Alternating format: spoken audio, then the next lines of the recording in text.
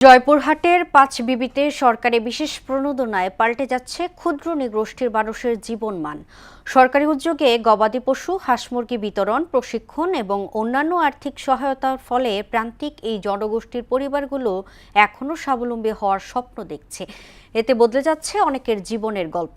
আক্তার হোসেন বকুলের তথ্যচিত্রে আরও জানাচ্ছেন মিশাল বিনতে আনোয়ার। ভোরের সূর্য ওঠার সাথে সাথেই শুরু হয় জীবনযুদ্ধ।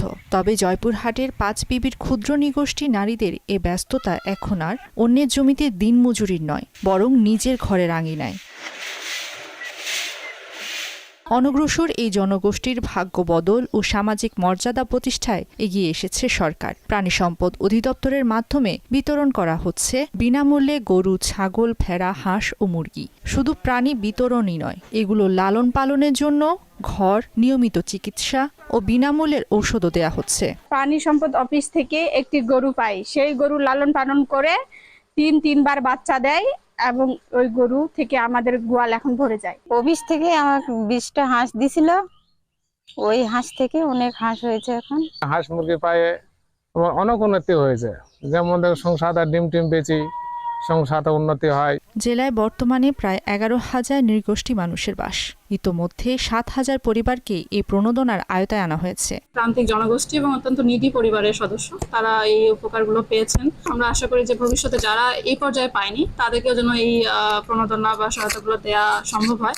আমরা সেই লক্ষ্যে কাজ করছি। প্রাণী সম্পদ দপ্তর জানায়, শতভাগ লক্ষ্যমাত্রা অর্জনের পর্যায়ক্রমে বাকি পরিবারগুলোকেও এই সহায়তায় আনা হবে।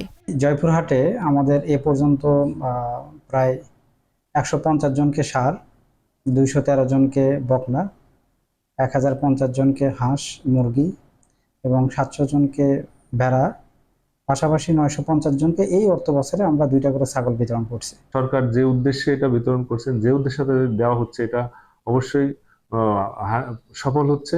সরকারি এই উদ্যোগকে সাধুবাদ জানিয়ে অর্থনৈতিকভাবে স্বাবলম্বী হতে প্রণোদনা চলমান রাখার দাবি জানান স্থানীয়রা।